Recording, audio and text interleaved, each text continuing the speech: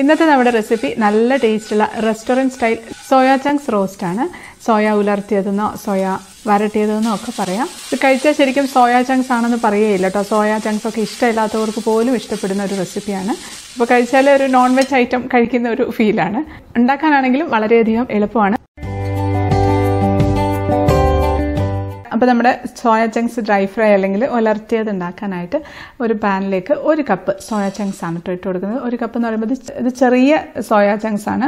കടലയുടെ ഒക്കെ വലുപ്പത്തിലുള്ള സോയ ചങ്ക്സിലെ അതാണ്. ഇപ്പോൾ വലുതാണ് കയ്യിലുള്ളതെങ്കിൽ അത് മുറിച്ച് ഒരു 4 മുറിച്ച് ചെറിയ കഷ്ണങ്ങളാക്കി ഇട്ടാൽ മതി. അതിലേക്ക് നമുക്ക് വെള്ളം ഒഴിച്ച് നന്നായിട്ട് 2-3 പ്രാവശ്യം ഒന്ന് കഴുകിയെടുക്കാം. ഇപ്പോൾ കഴുകിയെടുത്തിട്ടുണ്ട്. ഇതിലേക്ക് നമുക്ക് 2 കപ്പ് വെള്ളം ഒഴിച്ചു കൊടുക്കാം. ഇതിലേക്ക് നമുക്ക് 1 ടീസ്പൂണൊക്കെ ഉപ്പ് ചേർത്ത് കൊടുക്കാം. അതുപോലെ തന്നെ 1 നുള്ള് മഞ്ഞൾപ്പൊടിയും കൂടെ ചേർക്കുന്നുണ്ട്. ഇങ്ങനെ ചേർക്കുന്ന സമയത്ത് നമ്മൾ സോയ ചങ്ക്സ് ഒക്കെ കഴിക്കുന്ന സമയത്ത് ചിലപ്പോൾ ഒരു വല്ലാത്തൊരു ടേസ്റ്റ് ഫീൽ ചെയ്യാറില്ല. ആ ഒരു ടേസ്റ്റ് മാറ്റിയെടുക്കാൻ വേണ്ടിയാണ് ഈ ഒരു കാര്യം നമ്മൾ ചെയ്യുന്നത്. നമുക്ക് അടുപ്പത്ത് വെച്ച് നന്നായിട്ടൊന്ന് തിളപ്പിച്ചെടുക്കാം.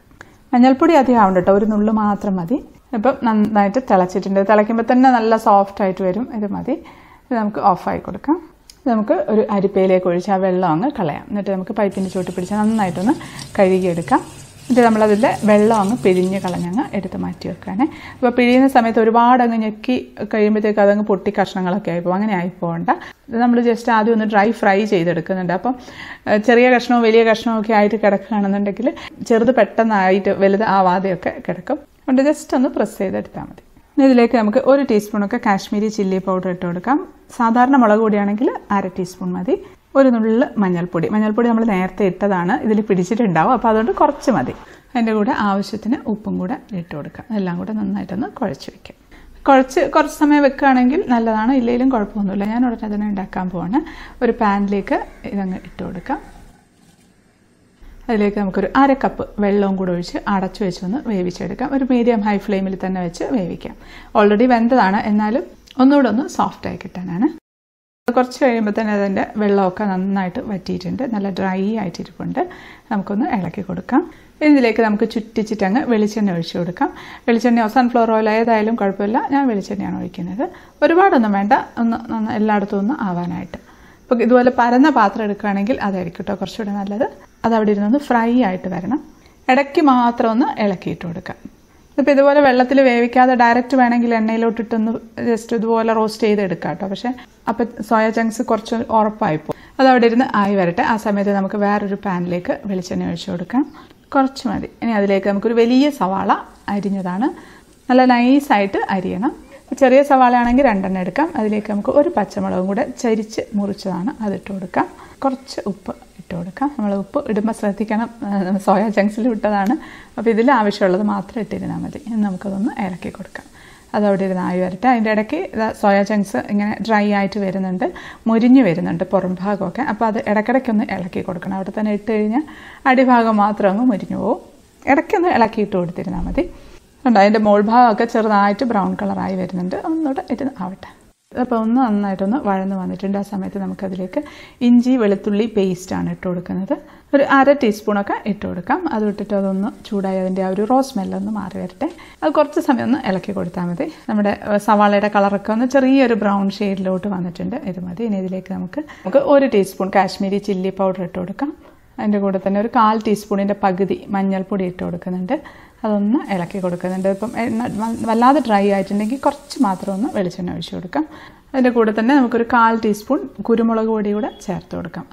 ഇനി നമ്മൾ ചേർക്കുന്നത് 1/2 ടേബിൾ സ്പൂൺ മീറ്റ് മസാലയാണ് കേട്ടോ ചേർക്കുന്നത്. മീറ്റ് മസാലയോ അല്ലെങ്കിൽ ചിക്കൻ മസാലയോ ചേർത്ത് കൊടുക്കാം.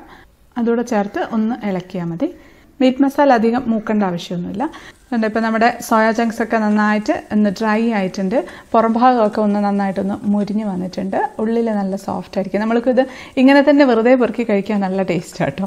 ഒന്നും നമ്മൾ മസാലയിൽ ഇട്ടിട്ടില്ലെങ്കിലും നമുക്ക് വെറുതെ ഇരുന്ന് കുറിക്കാനൊക്കെ ഇങ്ങനെ ചെയ്തെടുക്കാൻ വേണമെങ്കിൽ. അതിലേക്ക് കുറച്ച് കറിവേപ്പില ഇട്ട് കൊടുക്കാം. ഒരു പകുതി തക്കാളി കൂടെ ഇട്ട് കൊടുക്കാം. ചെറിയ കഷ്ണങ്ങളായിട്ട് മുറിച്ചതാണ്. അത് തക്കാളി ഒരുപാടങ്ങ് വെന്ത് ഉടഞ്ഞു പോകണ്ട. അതിൻ്റെ ആ ഒരു തൊലിയൊക്കെ ഒന്ന് ഇളക്കി വരില്ലേ, അതുവരെ മാത്രം മതി നമുക്കൊന്ന് ഇളക്കി കൊടുക്കാം. അതിപ്പോൾ ഇതാ ചെറുതായിട്ടൊന്ന് തൊലിയൊക്കെ ഒന്ന് ഇളകിയിട്ടുണ്ട്, അത് മതി. ഇനി ഇതിലേക്ക് നമുക്ക് 1 ടേബിൾ സ്പൂൺ ടൊമാറ്റോ സോസാണ് ഒഴിച്ചു കൊടുക്കുന്നത്. അത് ഒഴിക്കുമ്പോഴത്തേക്കും ഈ ഡ്രൈ ആയിരിക്കുന്നതോ കുറച്ചൊന്ന് കുഴഞ്ഞ ഒരു പരുവത്തിന് വരാൻ വേണ്ടിയാണ്.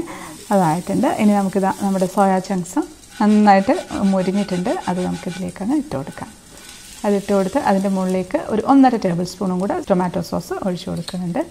അതിൻ്റെ കൂടെ തന്നെ മല്ലിയില അരിഞ്ഞതും കുറച്ച് കറിവേപ്പിലേക്ക് കൂടെ ഇട്ട് കൊടുക്കുന്നുണ്ട്. എന്നിട്ട് എല്ലാം കൂടെ നമുക്കങ്ങ് മിക്സ് ആക്കി കൊടുക്കാം. മല്ലിയില ഇല്ലെങ്കിൽ ഇടണമെന്നില്ല, കറിവേപ്പില മാത്രമായാലും മതി. പിന്നെ ഇതൊക്കെ നമ്മൾ ഹൈ ഫ്ലെയിമിൽ വെച്ചിട്ടാണ് ഇപ്പോൾ ഇതൊക്കെ ചെയ്യേണ്ടത്. നമുക്ക് പെട്ടെന്ന് തന്നെ ഓഫായി കൊടുക്കണം. ഈ സോയ ചങ്ക്സ് ഇട്ടതിന് ശേഷം ഒരുപാട് സമയം വെച്ച് വേവിക്കരുത്. അപ്പം ആ ഒരു ക്രിസ്പിനെസ് ആയത് അങ്ങ് മാറി സോഫ്റ്റായി പോവും സോയ ചങ്ക്സ്. അപ്പോൾ നമ്മൾ ഉപ്പ് നോക്കി ഉപ്പ് കുറവാണെന്നുണ്ടെങ്കിൽ കുറച്ച് ഉപ്പൊന്ന് വിതറി കൊടുക്കാം. ഇനി നമുക്ക് ഓഫാക്കി നമുക്ക് സെർവ് ചെയ്യാം. ഇത് ചൂടോടുകൂടി കഴിക്കാം. തണുത്ത് കഴിഞ്ഞാലും അതേ ടേസ്റ്റ് തന്നെ ഉണ്ടാവും. ആ ഒരു ക്രിസ്പിനെസ് അങ്ങനെ തന്നെ ഉണ്ടാവും. നമ്മൾ സെപ്പറേറ്റ് ഫ്രൈ ചെയ്ത് ഇട്ടതല്ലേ, അതുകൊണ്ട് നമുക്കൊരു പ്ലേറ്റിലേക്ക് സെർവ് ചെയ്യാം. ഇത് നമുക്ക് ചോറിൻ്റെ കൂടെ സൈഡ് ഡിഷായിട്ട് കഴിക്കാൻ നല്ലതാണ് കേട്ടോ. ഫ്രൈഡ് റൈസിൻ്റെ കൂടെയോ അല്ലെങ്കിൽ ചപ്പാത്തിയുടെ കൂടെയോ ഒക്കെ സൈഡായിട്ട് കഴിക്കാൻ നല്ല ടേസ്റ്റുള്ള സോയ ഉലർത്തിയതാണ്. പെട്ടെന്ന് കഴിഞ്ഞില്ല, എത്ര എളുപ്പത്തിലാണ് നമ്മളിത് ഉണ്ടാക്കി കഴിഞ്ഞത്. എന്നാൽ ഇത് കഴിച്ചു കഴിഞ്ഞാൽ നല്ല ടേസ്റ്റുമാണ്. അപ്പോൾ ഞാനൊന്ന് ടേസ്റ്റ് ചെയ്ത് നോക്കട്ടെ.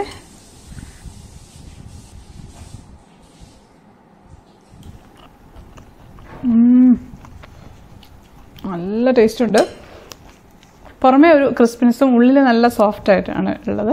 നല്ലൊരു ടേസ്റ്റാണ്. അത് ശരിക്കും നോൺ വെജൊക്കെ ഐറ്റമൊക്കെ കഴിക്കുന്ന ഒരു ഫീലുണ്ട് ഇത് കഴിക്കുമ്പോൾ.